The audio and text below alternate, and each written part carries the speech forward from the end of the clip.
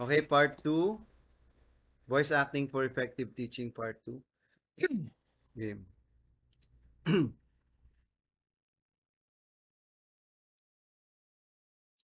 At dahil boses mo ang iyong instrumentong gagamitin, napakahalaga na ito ay iyong nililinang at inaalagaan. Pagdating sa pag-develop ng boses, meron akong tatlong mahalagang bagay na ituturo sa iyo at sa inyong lahat. Number 1, variety ng boses. Number 2, formula sa paggawa ng character voices. And number 3, pag-aalaga ng boses. Variety ng boses. Kapag naririnig natin ang salitang monotonous, kadalasan, ang iniisip natin ay yung boses na parang walang buhay at boring. Pero, isipin mo to, paano kung may kausap kang sa loob ng isang oras, panay, falsetto ang boses!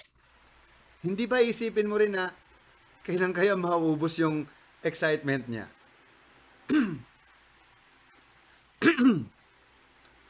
Napaka-dynamic ng ating boses.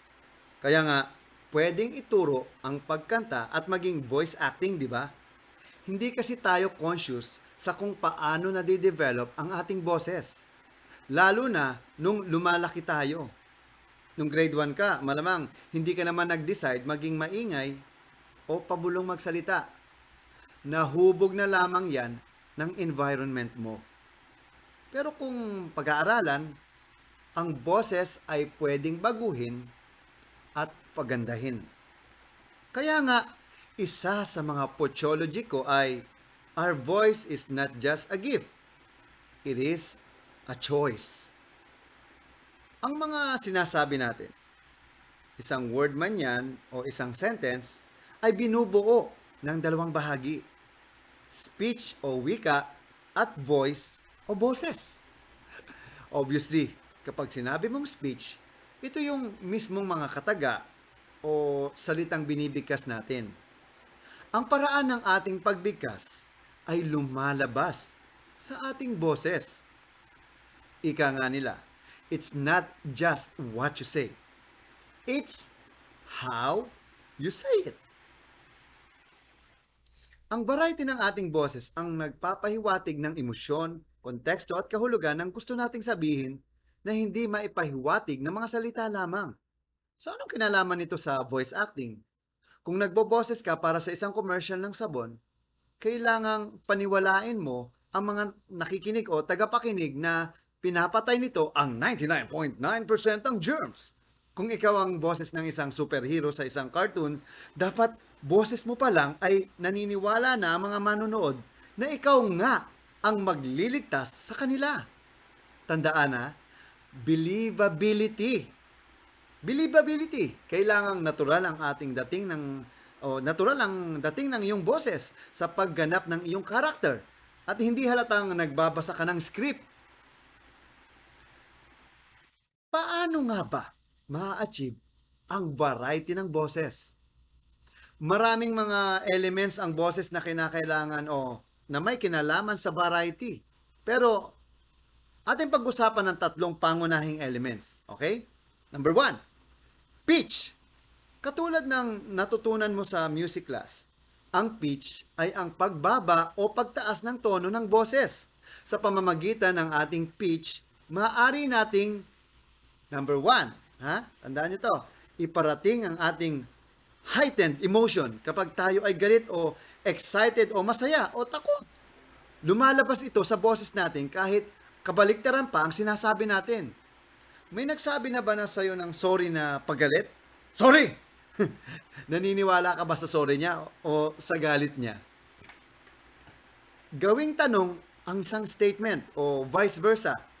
Sa panahon ngayon, hindi na uso hindi na uso magtanong o sasagot ka in a complete sentence. Halimbawa, ang mga sumusunod ay pwedeng tanong o statement at ang pitch ng boses mo ang magpapahiwatig niyan.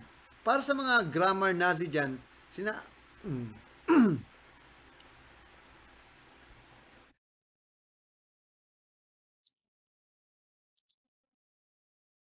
Again, take two tayo dun sa ano.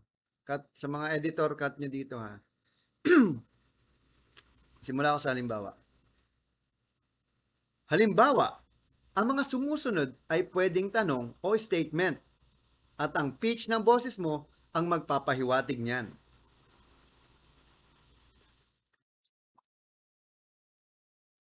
Umuulan. Masarap yung ulam. Uwi na tayo. So, ha?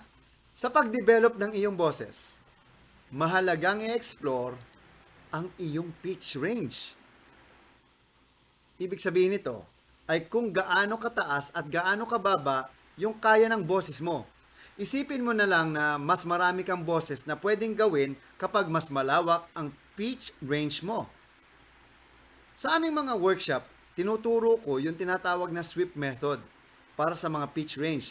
Ang kailangan mo lang, ang gawin mo ay sabihin mo ang A mula sa pinakamababa hanggang sa pinakamataas mong boses habang sinusundan ang galaw ng iyong kamay. Sa una, mararamdaman mo ang crack sa boses mo. Ibig sabihin, inaabot mo yung pitch na hindi mo masyadong ginagamit sa boses mo. Parang ganito, oh, di ba? Number two, volume. Ang lakas o hina ng iyong boses. Alam mo na yan. Katulad ng pitch, ang volume ng ating boses ay nagpapahiwatig din ng ating nararamdaman. Napapasigaw tayo kapag tayo ay excited o galit o mahina ang ating boses. Kadalasan kapag tayo ay takot o malungkot. Mahina ang boses natin, di ba? Walang kwenta ang sinasabi mo kung hindi naman naririnig.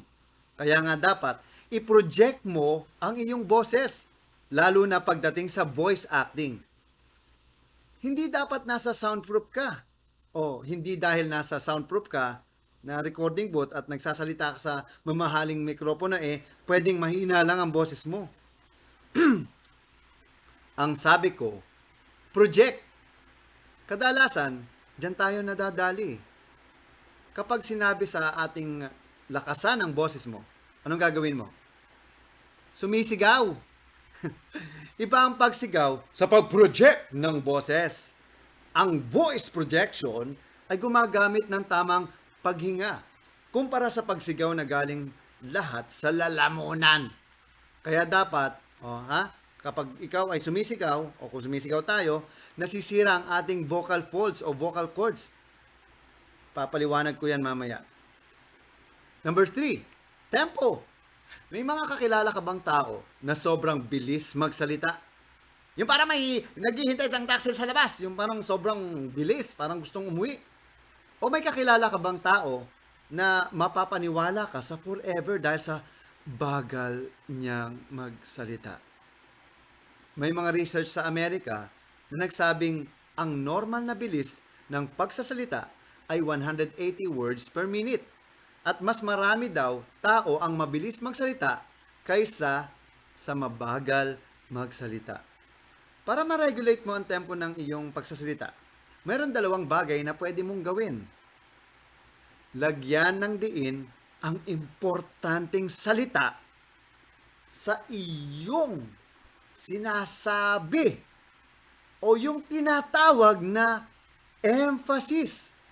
Kumbaga sa papel, ito yung mga bilog o underline na mga salita. Kapag nag-emphasize ka ng ilang salita, natural na pinapabagal nito ang iyong pagsasalita. Mag-pause.